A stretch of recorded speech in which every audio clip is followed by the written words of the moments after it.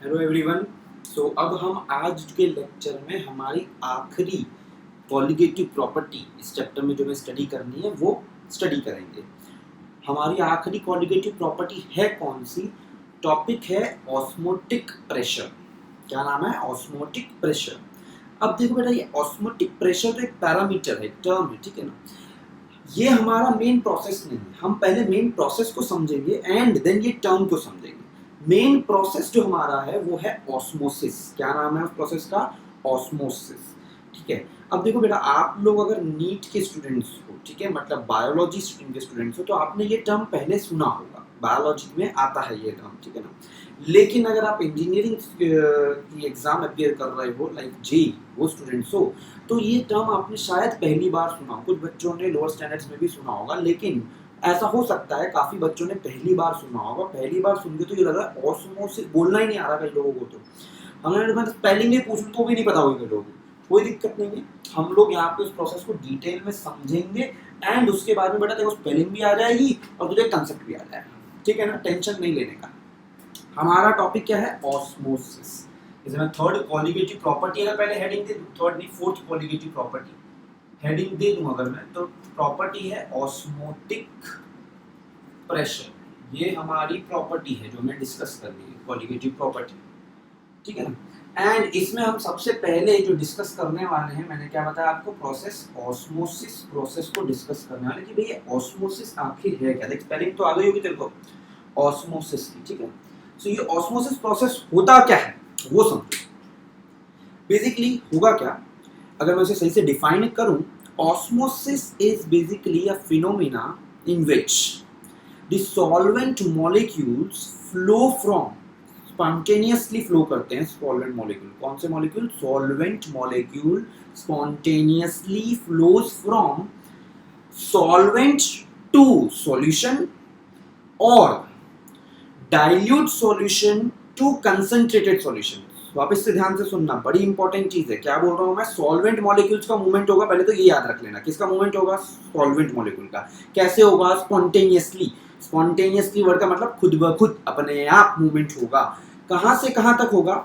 Either a solvent से लेके solution की तरफ मूवमेंट होगा, और दूसरा केस में क्या समझाऊंगा? सॉल्यूशन वन जो कि डाइल्यूट सॉल्यूशन है एंड उसी तरीके का सॉल्यूशन बट कंसंट्रेटेड सॉल्यूशन है, तो डाइल्यूट सॉल्यूशन से कहां तक मूवमेंट होगा? Towards the concentrated solution movement होगा सॉल्वेंट मॉलिक्यूल्स का through a semi permeable membrane. Semi permeable membrane क्या होती है? ऐसी मेम्ब्रेन जो एक ही डायरेक्शन में फ्लो अलाउ करे, ठीक है। सो हम कहेंगे सेमी परमिएबल मेम्ब्रेन। सो सेमी परमिएबल मेम्ब्रेन के थ्रू फ्लो होगा। सो ये जो प्रोसेस हुआ, ये जो फिनोमेना कंप्लीट हुआ, इसे हम क्या कहते हैं? This is known as osmosis. इसे हम लोग यहाँ पे एक बार मेंशन कर देते हैं सही से। आई can say that spontaneous flow of solvent molecules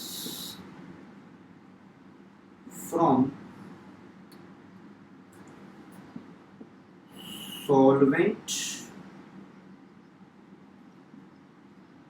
to solution or dilute solution to concentrated solution through a semi-permeable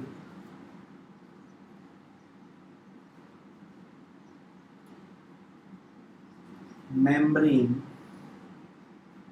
through a semi-permeable membrane is called osmosis.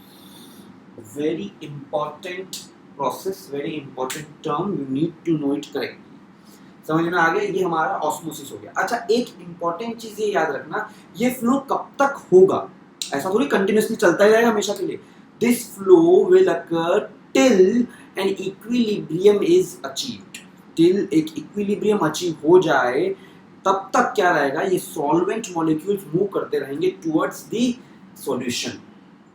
अच्छा, अब एक चीज समझो कि हमें ये रखने की जरूरत नहीं है कि भाई डाइल्यूट से कंसंट्रेटेड या कंसंट्रेट से डाइल्यूट कहाँ पे मूवमेंट होगा। एक सिंपल सा फंडा है, देख बेटा, जहाँ पे सॉल्वेंट का अमाउंट ज्यादा होगा ना वहां से मूवमेंट होगा टुवर्ड्स जहाँ पे सॉल्वेंट का अमाउंट कम है। एक डाइल्यूट सॉल्यूशन और एक कंसंट्रेट सॉल्यूशन में सॉल्वेंट का अमाउंट ज्यादा कहाँ होता है, डाइल्यूट सॉल्यूशन में, बिकॉज वहाँ पे सॉल्यूट कम डाला गया ऐसा माना जाता है, तभी तो डाइल्यूट है ना, तभी तो सॉल्वेंट ज्यादा है, तभी तो डाइल्यूट कहा गया है। एंड कंसंट्रेट सॉल्यूशन में क्या होता है, the moles of solute are more as compare to dilute solution. So movement और दैट इज ऑस्मोसिस प्रोसेस का जो मूवमेंट होता है सॉल्वेंट मॉलिक्यूल का, वो कहाँ से कहाँ होगा, toward from a dilute solution towards the concentrated solution. तो ये हमारा डायरेक्शन हम लोग समझ लिए। Now another thing is osmotic pressure पे अब हम आते हैं। हमने ऑस्मोसिस समझ लिया, अब ऑस्मोटिक प्रेशर क्या होता है वो हम लोग समझते हैं, ठीक है। So term is osmotic pressure. Osmotic pressure को समझने के लिए दो तरीके हैं, ठीक है ना, दो तरीके से समझा जाता है। हालांकि इसमें जो सेकंड तरीका मैं बताऊंगा ना, आपको ज्यादातर सभी बुक्स के अंदर एज वेल एज एनसीईआरटी में मे बी वही तरीका दिया होगा, लेकिन हम इन दोनों तरीकों से एक बार समझते हैं, ठीक है ना। तरीका क्या है, देखो, सबसे पहला तरीका है यूजिंग हाइड्रोस्टेटिक प्रेशर। किसकी मदद से, हाइड्रोस्टेटिक प्रेशर की मदद से। सपोजिंग मैं यहाँ पे एक डायग्राम बना रहा हूँ, ठीक है, ये कंटेनर है, इस कंटेनर में हमने मान लो लिया है solvent, this is some solvent, clear. And इधर मैंने इस तरीके का एक अरेंजमेंट लिया है साथ में,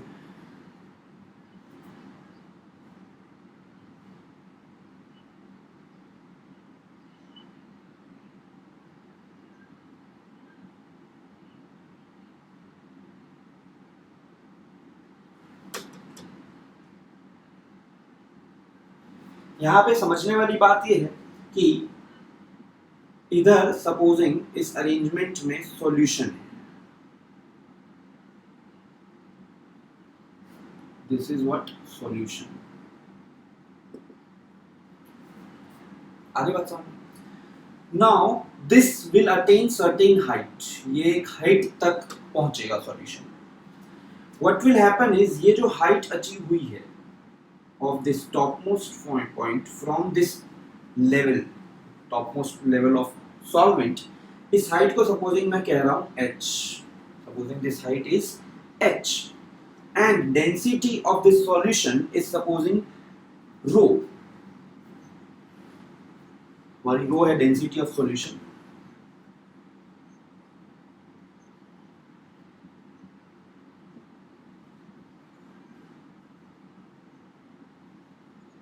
एंड h हाइट हो गई, ठीक है।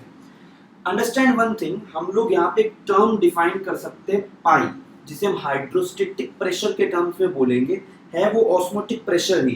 पाई को मैं कह सकता हूँ, अगर आपको पता हो ये चीज जो है एक हाइट पे अगर लिक्विड हो तो वो कितना प्रेशर एक्सर्ट करता है, that is h rho g. So I can define osmotic pressure in terms of hydrostatic pressure as H rho g. ये क्या pressure है? This is that pressure which is applied by this solution, this height of the solution, to restrict the solvent to come inside.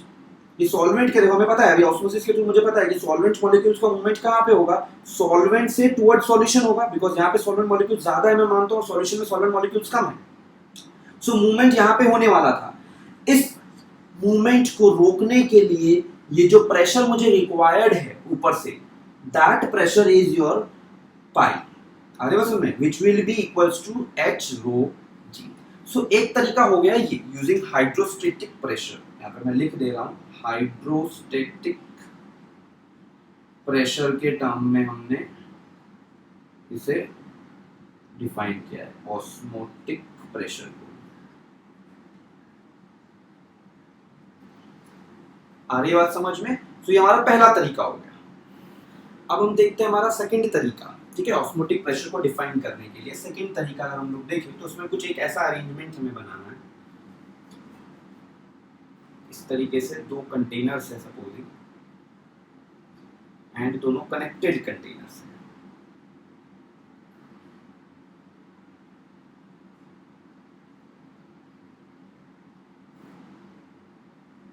these are the two containers and ये हमारी यहाँ पे semi permeable membrane है सब।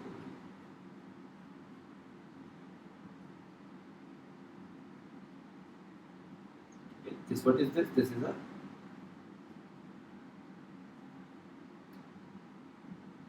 semi permeable membrane।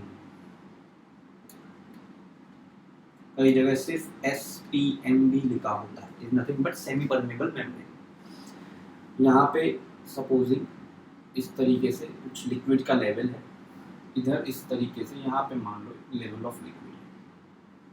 Supposing this is the solvent filled in this container, ये solvent है and यहाँ पे मान लो इस कंटेनर में सॉल्यूशन, उसी सॉल्वेंट में कुछ सॉल्यूट ऐड करके सॉल्यूशन बनाया गया है, वो यहाँ पे है।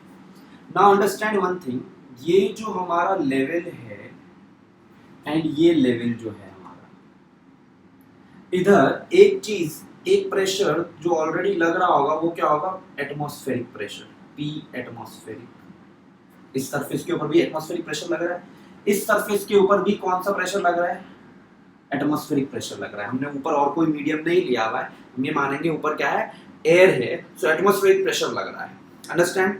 नाउ बिकॉज ये सॉल्वेंट मॉलिक्यूल्स है सिर्फ और सिर्फ यहाँ पे, और इधर क्या है सॉल्यूशन, यहाँ पे ज्यादा मात्रा है सॉल्वेंट मॉलिक्यूल्स की, इधर कम है, तो movement according to osmosis, movement कहाँ होना चाहिए, मूवमेंट इस डायरेक्शन में होना चाहिए। इस मूवमेंट को रोकने के लिए एक्सटर्नली अगर मैं सपोजिंग यहाँ पे कुछ प्रेशर लगा रहा हूं, दैट इज पाई। सो पाई एक तरीके से मैं यहाँ पे क्या डिफाइन करूंगा, pi is that external pressure which I am applying on the solution to stop the flow of solvent molecules.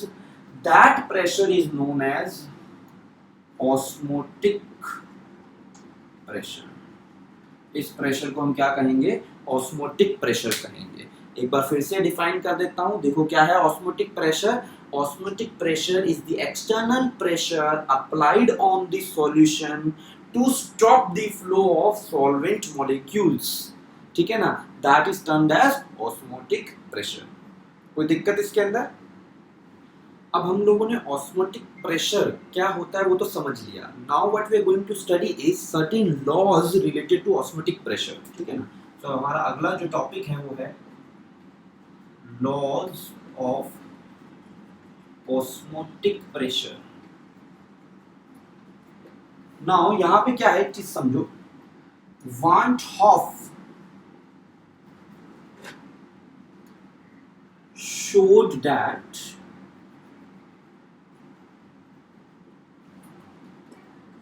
for dilute solutions, अगर हम लोग डाइल्यूट सॉल्यूशंस की बात करें तो वान हॉफ ने हमें ये कहा कि नंबर 1, एट कांस्टेंट टेम्परेचर, अगर हम लोग कांस्टेंट टेम्परेचर कंडीशन ले, ठीक है ना, देन ऑस्मोटिक प्रेशर, अगर मैं बात करूं ऑस्मोटिक प्रेशर की, osmotic pressure is directly proportional to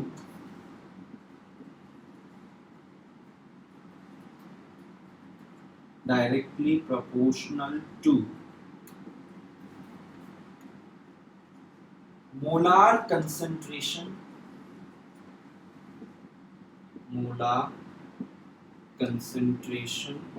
of solution। ये पहला कि at constant temperature osmotic pressure किससे डायरेक्टली प्रोपोर्शनल होगा, molar concentration of solution directly proportional होगा। अगर मैं इसे मैथमेटिकली स्टेट करूं तो pi will be directly proportional to क्या हो जाएगा, कंसंट्रेशन। मैं इसे मोलार कंसंट्रेशन इस तरीके से रिप्रेजेंट करता हूं, सी इज कंसंट्रेशन, ठीक है, एंड यहाँ पे m रिप्रेजेंट किया है to say that this is molar concentration term, ठीक है ना। एंड यहाँ पे टेम्परेचर जो है क्या है, हमने क्या लिया है, कांस्टेंट। नाउ सपोजिंग हम लोग एक सॉल्यूशन ले रहे हैं जिसका कंसंट्रेशन मान लो C1 है और दूसरा सॉल्यूशन ले रहे हैं जिसका कंसंट्रेशन C2 है, और मुझे दोनों के ऑस्मोटिक प्रेशर के बीच में रिलेशन निकालना हो, तो what I can say that pi 1 divided by pi 2 will be equals to C1 divided by C2 और ये हम लोग कंसंट्रेशन क्या है, मोलार कंसंट्रेशन की बात कर रहे हैं। ये सही है ना कि pi1 by pi2 will be equals to C1 by C2 because pi is directly proportional to molar concentration. अब यहाँ पे एक और रिलेशन आप निकाल सकते हो, because you know that molar concentration is nothing but moles of that substance. Supposing मैं मोलार कंसंट्रेशन ऑफ C1 की बात करता हूँ, तो what that will be moles of first solution divided by volume of first solution. Yes और no? Now अगर मैं यहाँ पे रिप्लेस कर दूं इस चीज को, आई can say that pi1 by pi2 will be equals to n1 by n2 into v2 by v1। One more case, ये एक हमारा एक और रिलेशन आ गया। देखो एक रिलेशन तो हमें क्या मिला, ये मिला, एक रिलेशन हमें यहां से ये मिल गया। Now supposing in one more case if I say that if n1 equals to n2, मतलब मैंने जो दोनों सॉल्यूशन लिए थे दोनों में सॉल्यूट के मोल्स मैंने इक्वल अमाउंट में लिए, बस वॉल्यूम ऑफ सॉल्यूशन दोनों की क्या है, डिफरेंट है। तो क्या होगा, if n1 is equals to n2, in that case pi1 by pi2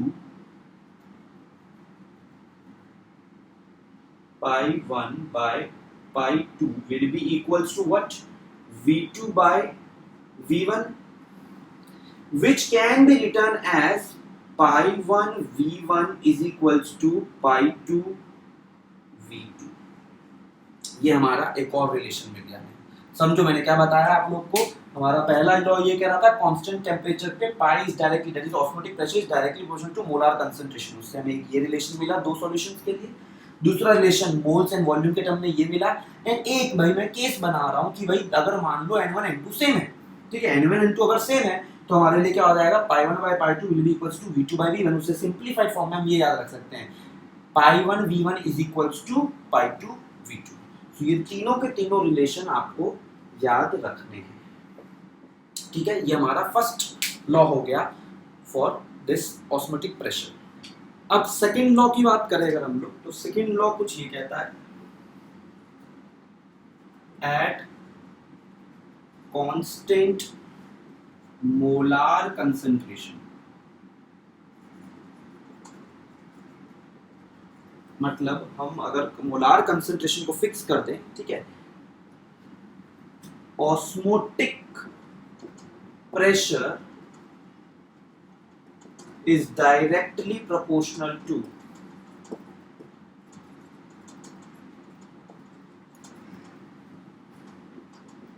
temperature। जितना हम टेम्परेचर बढ़ाएंगे, ठीक है ना, उतना ज्यादा सॉल्वेंट मॉलिक्यूल्स का मूवमेंट होगा और उतना ज्यादा वो मूव करके ऑस्मोसिस शो करेंगे। ऑलराइट, सो इधर मैं ये कह सकता हूं that pi is directly proportional to temperature and here we are considering concentration as constant. कोई दिक्कत, ये कंसंट्रेशन हमने लिखा है, concentration is constant. From here I can say that अगर मैं टेम्परेचर मान लो पहले T1 है और टेम्परेचर चेंज करके T2 करता हूं, तो ऑस्मोटिक प्रेशर में क्या चेंज आएगा, I can get it from here that pi1 by pi2 will be equals to T1 by T2। ये एक और रिलेशन आ गया हमारे पास में जो हमें याद रखना है, ठीक है। So first law was pi is directly proportional to molar concentration, second law states that pi is directly proportional to temperature। आपको अगर याद आ रहा हो ये चीज आपने कहाँ पढ़ी थी, आपने 11th स्टैंडर्ड में स्टेट्स ऑफ मैटर में आइडियल गैसेस के लिए जब इक्वेशन निकाल रहे थे हम लोग, PV इक्वल्स टू nRT, उसमें बॉयल्स लॉ, चार्ल्स लॉ, ये सब जो चीजें पढ़ी थी आपने, वो कहीं ना कहीं ऐसा ही सिमिलर बता रहा है। यही एक इंपॉर्टेंट चीज है कि वान हॉफ ने ये कहा कि डाइल्यूट सॉल्यूशंस अगर हम बात करें तो वो आइडियल गैसेस जैसा ही बिहेवियर शो करते हैं, और उसी के बेसिस पे उसने दोनों लॉ बताए। सो इसने कहां से लिया, ये स्टेट्स ऑफ मैटर से ही ये चीज को ली। नाउ अगर आपको याद हो, फाइनल इक्वेशन अगर मुझे निकालनी तो दोनों लोगों को मैं कंबाइन कर लेता हूं, बिकॉज मुझे देखो लॉ 1 ये कहता है pi is directly proportional to concentration, molar concentration, and law 2 मुझे ये कहता है, सिर्फ सी से ही रिप्रेजेंट कर देते हैं मोलार कंसंट्रेशन को अब हम लोग, ठीक है, ये तो हम समझ गए मोलार कंसंट्रेशन है। And we also know that pi is directly proportional to temperature. I can say that therefore pi is directly proportional to c into t. Now from here I can say that pi is equals to proportionality sign अगर मुझे हटाना है यहाँ से, proportionality sign मैंने हटा दिया, equals to sign लगा दिया, तो मुझे यहाँ पे कांस्टेंट रखना पड़ेगा एंड ये कांस्टेंट सपोजिंग मैं यहाँ पे रखता हूँ r. So this is equals to pi is equals to C R T. ये r क्या है? वही गैस कांस्टेंट जो हम लोग लेते थे स्टेट्स ऑफ मैटर के अंदर. आगे बात समझ में? सो ये हमारा फाइनल इक्वेशन आ गया है. एक और चीज बता दूं, कई बुक्स में इसी चीज को ऐसा भी लिखा हुआ है, और you can say that pi is equals to C R की जगह वहां पे कांस्टेंट लिया गया है एस टी, जस्ट बिकॉज कि भाई स्टेट्स ऑफ मैटर में आइडल गैस में ऑलरेडी ये आर यूज हो गया है, तो वो ना यूज करके इसलिए लोग एस लिख देते हैं, सी एस टी. समझ में आ गई बात? है एक ही चीज. मतलब ये आर जो है इसकी जो वैल्यूज है वो तो वही है, आर बोलूं या बोलूं एस, इसकी वैल्यूज क्या है याद करो. आप लोग ने देखी हुई है वैल्यू, कहाँ पे देखी हुई है? स्टेट्स ऑफ मैटर में. बिकॉज ये सॉल्यूशंस की बात कर रहे हैं और प्रेशर के टर्म में बात कर रहे हैं, तो हम लोग इसकी लीटर एटमॉस्फेयर वाली वैल्यू लेंगे आगे. याद करो इट वाज 0.0821 लीटर एटमॉस्फेयर पर केल्विन पर मोल. ये हो गई आर की value which you need to take in these questions of osmotic pressure. समझ में आती बात? अगर बार के टर्म में लेना हो तो क्या ले सकते हो? बार के टर्म में आप लोग इसे ले सकते हो 0.08314 बार पर केल्विन, लीटर बार पर केल्विन पर.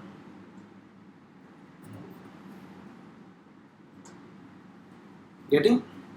सो हम लोगों ने हमारे ऑस्मोटिक प्रेशर का दी मोस्ट इंपॉर्टेंट जो हमारा रिलेशन है वो निकाल लिया, that pi is equals to C R T. ये काफी यूज में आएगा आपके न्यूमेरिकल्स के अंदर भी, एंड डायरेक्टली पूछा जा सकता है. So you must remember this thing. Now what we will do is, हमने भी जितनी भी क्वालिटेटिव प्रॉपर्टी पढ़ी, ठीक है, उन क्वालिटेटिव प्रॉपर्टीज को मैं इंटर रिलेट अगर करूं ऑस्मोटिक प्रेशर को, मान लो मैं lowering of vapour pressure, relative lowering of vapour pressure से रिलेट करना चाहूँ, या ऑस्मोटिक प्रेशर को मैं elevation boiling point and depression freezing point से रिलेट करना चाहूँ, तो वो रिलेशंस हम लोग देख लेते हैं. हालांकि इन्हें याद रखना जरूरी नहीं है, आपको रटना नहीं है, जस्ट रिलेट करना आना चाहिए. कई बार क्वेश्चन क्या है, दोनों चीजों को रिलेट करके पूछ ले जाते हैं. सो सपोजिंग रिलेशन बिटवीन, सब मैं यहाँ पे मान लो पहले देख रहा हूँ relative lowering of vapour pressure and osmotic pressure. इन दोनों के बीच में अगर मैं रिलेशन देखना चाहता हूँ तो लेट अस सी यहाँ पे हम लोग किस तरीके से इसे बनाएंगे. देखो relative lowering of vapour pressure याद करो अगर आप, तो P not minus P S upon P S was equal to, ये हमारे पास में क्या आ रहा था जो जनरल इक्वेशन था, it was molality into M1 upon 1000. याद आई ये चीज? मोलालिटी को आप क्या लिख सकते हो? What is molality? W2 upon M2 into W1, और यहाँ पे आ जाएगा M1 और नीचे 1000 है, ठीक है. अब ये 1000 और ये वेट इन केजी, इससे अगर मैं मल्टीप्लाई करूँ तो ये वेट इन ग्राम रह गया एक तरीके से. बाकी आई कैन से दिस थिंग, यहाँ पे वेट इन केजी है मोलालिटी में, और मल्टीप्लाई बाय जो 1000 था उन दोनों को मल्टीप्लाई करने के बाद में केजी को 1000 से मल्टीप्लाई कर देते तो इसका यूनिट अब ग्राम आ गया, ऐसा मान लूं मैं. आई कैन से from here that W2 by M2, ये W2 by M2 मेरे लिए क्रिटिकल हो गया. W2 by M2 को मैंने अलग से लिख लिया यहाँ पे, इंटू M1 अपॉन W1. अब मैंने ये अलग से क्यों लिख लिया? देखो pi is equals to C R T, ये हमारे पास में है. इसे मैं क्या लिख सकता हूँ? Pi is equals to, C को क्या लिख सकते हैं? What is C? Moles of solute, yes और no, divide by volume of solution. So moles of solute एक तरीके से क्या हो जाएंगे? W2 अपॉन M2, और नीचे वॉल्यूम ऑफ सॉल्यूशन आ गया, और ऊपर क्या आ जाएगा? R T. W2 upon M2 को मैं यहाँ से क्या लिख सकता हूँ? I can finally write as W2 by M2 will be equals to, this can be written as, इसे क्या लिख सकते हैं हम लोग? This is nothing but pi into V by R T. W2 by M2 को पाई V by RT लिख सकते हैं. इधर मैं ऐसे रिप्लेस कर दूं तो this will be pi V by RT into M1 upon W1. This is nothing but this is your relative lowering of vapour pressure.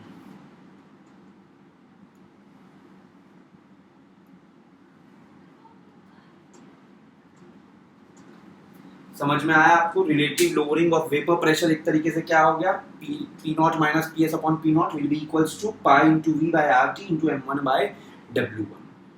Clear? ये हमने पहला रिलेशन निकाल लिया। दूसरा रिलेशन, अगर मैं मान लो रिलेशन बिटवीन, देखना चाहता हूं, डेल्टा टी बी ले लिया मैंने and pi. Delta T B के लिए करो, डेल्टा टी एफ के लिए करो, सिमिलर सा ही आएगा, इसलिए मैं किसी एक के लिए कर लेता। तो delta T B and pi के बीच में, ऑस्मोटिक प्रेशर के बीच में अगर मैं रिलेशन निकालूं तो मुझे पता है दैट डेल्टा टीबी क्या होता है, KB into molarity, which is nothing but KB into, यहां पे मोलारिटी क्या हो जाएगा, W2 into 1000 upon M2 into W1। Yes और no? This now W1 is in grams, इसलिए ऊपर 1000 मीटर है, ठीक है। नाउ वापस से वही बात, W2 अपॉन M2 को मैं पाई के टर्म्स में कैसे रिप्लेस कर सकता हूं, उधर से डायरेक्टली मैं रिप्लेस कर सकता हूं, वो हम लोग कर देंगे। Delta TB will be equals to KB into pi V by RT multiply by 1000 divided by W। ये हमारा रिलेशन आ गया between delta TB and osmotic pressure. And इसी तरीके से अगर मैं फाइनली लिख लूं हमारा नेक्स्ट रिलेशन, वो जो डायरेक्टली लिख लूंगा अब मैं, मुझे पता है relation between delta TF and pi, वो क्या लिख सकता हूं, इसी तरीके से लिखते हैं डायरेक्टली। वो क्या हो जाएगा, delta TF will be equals to KF into pi V by RT into 1000 divided by W1।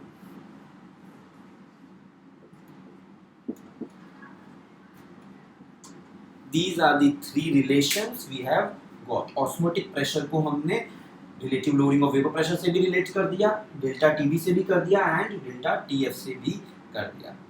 Clear हो गई ये सारी चीजें? सो बेटा this was osmotic pressure related every discussion जो हम लोग ने यहाँ पे किया है। नाउ हमने ऑस्मोटिक प्रेशर को डिटेल में समझ लिया है, कुछ terminologies related to this osmosis topic हमें और समझनी है। टर्मिनोलॉजीज में कौन कौन सी है पहले हम लोग देख लेते हैं। एक है आइसोटोनिक सॉल्यूशंस क्या होते हैं, एक होता है हाइपोटोनिक सॉल्यूशंस और एक होते हैं hypertonic solutions. Now what are these solutions, ये हमें समझना है। आइसोटोनिक सॉल्यूशन मतलब मान लो तुमने दो सॉल्यूशन लिए थे, हमने वो जो अरेंजमेंट देखा था ना, याद करो, ऑस्मोसिस को समझने के लिए, ऑस्मोटिक प्रेशर को समझने के लिए दो कंटेनर थे, एक में हमने सॉल्वेंट ले लिया था, एक में सॉल्यूशन लिया था, बीच में कनेक्टिंग पाइप था, सेमी परमेबल मेम्ब्रेन थी। वही अरेंजमेंट में मान लो जो हमने दो कंटेनर्स लिए हैं, उन दोनों कंटेनर्स में ऐसे सॉल्यूशंस है जिन दोनों सॉल्यूशंस का ऑस्मोटिक प्रेशर क्या है, सेम है। क्या बोल रहा हूं मैं, दोनों कंटेनर में दोनों सॉल्यूशंस ऐसे हैं जिसमें ऑस्मोटिक प्रेशर क्या है, सेम है। तो ऐसे सॉल्यूशंस को हम क्या कहते हैं, isotonic solutions, same osmotic pressure. उस सॉल्यूशन को हम क्या कहेंगे, उन सॉल्यूशंस को हम आइसोटोनिक सॉल्यूशंस कहेंगे एक दूसरे के। एक वर्ड आता है हाइपोटोनिक सॉल्यूशन। अब याद करो जो हमने दो कंटेनर लिए उसमें एक कंटेनर मान लो हम लोग ऐसा ले लें जिसमें डाइल्यूट सॉल्यूशन है और एक में कंटेनर में सपोजिंग क्या है हमारे पास में कंसंट्रेटेड सॉल्यूशन है। अब डाइल्यूट और कंसंट्रेट में कौन सा हाइपोटोनिक है और कौन सा हमारा हाइपरटोनिक है वो हमें समझना है। यहाँ पे ये समझ लेना, हाइपोटोनिक सॉल्यूशंस वो होते हैं जिनके अंदर, हाइपोटोनिक सॉल्यूशंस वो होते हैं जिनके अंदर osmotic pressure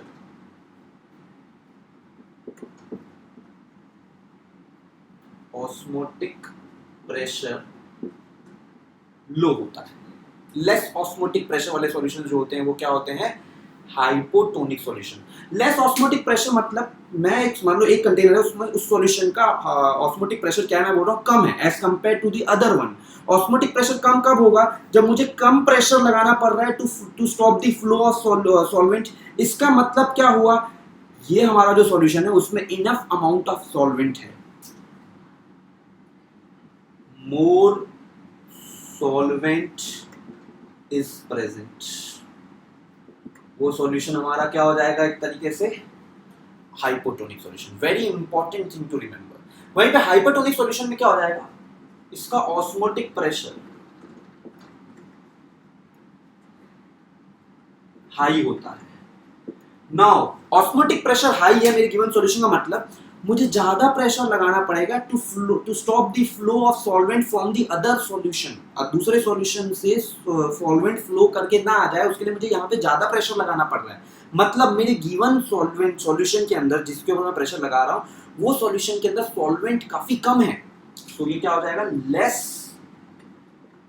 solvent is present. उन सॉल्यूशंस का ऑस्मोटिक प्रेशर क्या होता है, ज्यादा होता है, जिनमें सॉल्वेंट कम होता है। समझ में आगे बात। और उन सॉल्यूशन को हम कहते क्या है, we call them hypertonic solution. These are very important terms. कई बार थोड़ी कंफ्यूजिंग हो जाती है बट मैंने जो चीजें लिखी है यहाँ पे इससे एकदम क्लियर, क्रिस्टल क्लियर हो जाएगा आपको ये concept. Now the next terminology part we are going to see in osmosis is, and the last part that we are going to study in osmosis topic वो ये है, there are terms endosmosis and exosmosis। अब ये क्या होते हैं endosmosis and exosmosis, वो हम लोग समझ लेते हैं। एंडोस्मोसिस मतलब जैसे कि let us take an example, हम लोग इसके अंदर एक एग्जांपल ले लेते हैं, डे टू डे लाइफ का ही एक एग्जांपल है कि घर पे आपने देखा होगा मम्मी जो है वो क्या करती है, एक बाउल ऑफ वाटर लेते हैं एंड रात को उसमें रेजिन्स जो होते हैं ना, रेजिन्स वो भिगो के रखते हैं। रेजिन मतलब किशमिश, किशमिश को भिगो के रखते हैं एंड जब सुबह उठते हैं हम लोग और उस बाउल में देखेंगे तो वो रेजिन्स फूल गई होती है। क्यों, उनके अंदर पानी भर गया होता है। अब ये कैसे होता है, बिकॉज आसपास में वाटर है, सॉल्वेंट है काफी अमाउंट में, एंड अंदर जो रेजिन है, अंदर भी लिक्विड है, पानी होता है उसके अंदर लेकिन बहुत कम। हमें देखा रेजिन सूखी हुई सी होती है, अंदर उसमें जो सॉल्वेंट है वो बहुत कम है। एंड ये जो रेजिन की जो ऊपर की जो लेयर है ना, वो एक सेमी परमिएबल मेम्ब्रेन होती है नेचुरली। व्हाट हैपेंस इज, ये जो सॉल्वेंट है बाहर से अंदर की तरफ मूवमेंट करता है थ्रू ऑस्मोसिस। यहाँ पे भी ऑस्मोसिस लग रहा है। सो ये हमारा क्या है, रेजिन है, दिस इज अवर रेजिन्स, किशमिश, किशमिश कहते हैं इसे, ठीक है ना। एंड यहाँ पे हो क्या रहा है, अंदर की तरफ मूवमेंट हो रहा है, इसलिए इसे हम क्या कह रहे हैं, एंडोस्मोसिस। ठीक है, हमारा जो सिस्टम है, हमारा जो पर्टिकुलरली हमने जो रेजिन लिया है उसमें अंदर की तरफ मूवमेंट हो के क्या हो रहा है, सॉल्वेंट मॉलिक्यूल्स अंदर घुस जा रहे हैं। So this is basically known as endosmosis. Whereas एक एग्जांपल होता है एक्सोस्मोसिस को, अगर मैं एग्जांपल से समझूं तो यहाँ पे क्या किया जाता है, इस तरीके से एक सॉल्यूशन लिया मान लो मैंने, राइट, और ये सॉल्यूशन होता है ब्राइन सॉल्यूशन, ब्राइन सॉल्यूशन हो गया मान लो NaCl का। इस तरीके से और भी दूसरे सॉल्यूशंस ले सकते हैं आप लोग। मेन बात ये है कि ये एक थोड़ा कंसंट्रेटेड सॉल्यूशन है। इसमें क्या किया जाता है, टिश्यू रखा जाता है जिसे हमें मान लो स्टोर करके रखना है for long time.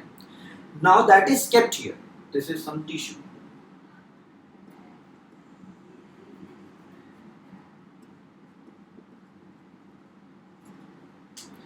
What happens is, because बाहर जो है एक तरीके से पास में हमारे पास में बाहर क्या है, एक हाइपरटोनिक सॉल्यूशन है। कौन सा सॉल्यूशन है हमारे पास में, ये कौन सा सॉल्यूशन होता है, हाइपरटोनिक सॉल्यूशन है मेरे पास में। हाइपरटोनिक सॉल्यूशन मतलब वो होता है जिसमें सॉल्वेंट थोड़ा कम मात्रा में होगा, यस और नो।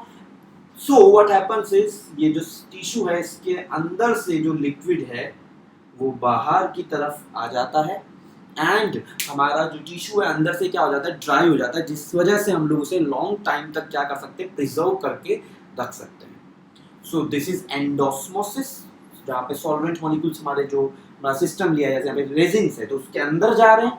दिस इज एक्सोस्मोसिस, जिसमें हम पानी को बाहर निकाल ले रहे हैं। Getting this? दो और वर्ड्स हैं जो इसी से रिलेटेड है, वो हम लोग देख लेते हैं। बेसिकली एंडोस्मोसिस एंड एक्सोस्मोसिस से ही रिलेटेड है। एक वर्ड है प्लाज्मोलिसिस, प्लाज्मोलिसिस, अरे बात समझ में। What is plasmolysis now? Plasmolysis is nothing but it is higher extent of exosmosis. यहाँ पे लिख लेता हूँ मैं इसे। Plasmolysis. This is nothing but higher extent of exosmosis. जो एक्सोस्मोसिस प्रोसेस तो आपको समझ में आ गया होगा, उसे बहुत ज्यादा अमाउंट में किया जाए तो हम लोग वर्ड क्या यूज करते हैं, we use the word plasmolysis. ये आपको ध्यान में रखना है। And one more word is haemolysis. Haemolysis particularly word आप इस तरीके से याद रखोगे, this is nothing but higher extent of endosmosis किया जाता है। वहां पे एंडोस्मोसिस काफी ज्यादा अमाउंट में किया जाए, so that is basically haemolysis. And plasmolysis is higher extent of exosmosis. So these were the processes, terminologies, everything related to osmosis topic. Getting this thing? हमें एक चीज और समझनी है जो हम लोग हमारे अगले वीडियो में समझेंगे एंड न्यूमेरिकल्स करेंगे ऑस्मोसिस टॉपिक की।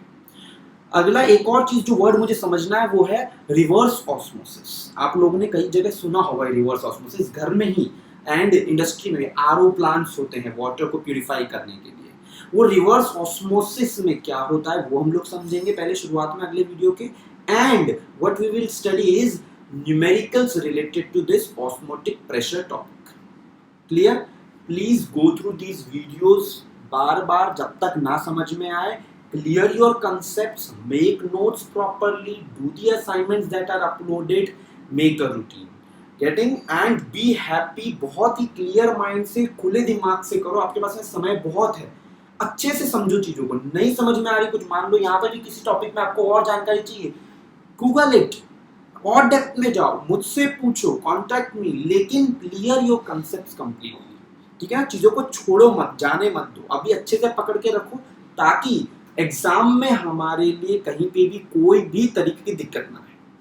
Thank you so much. Take care of yourself as well as your family members and always be happy.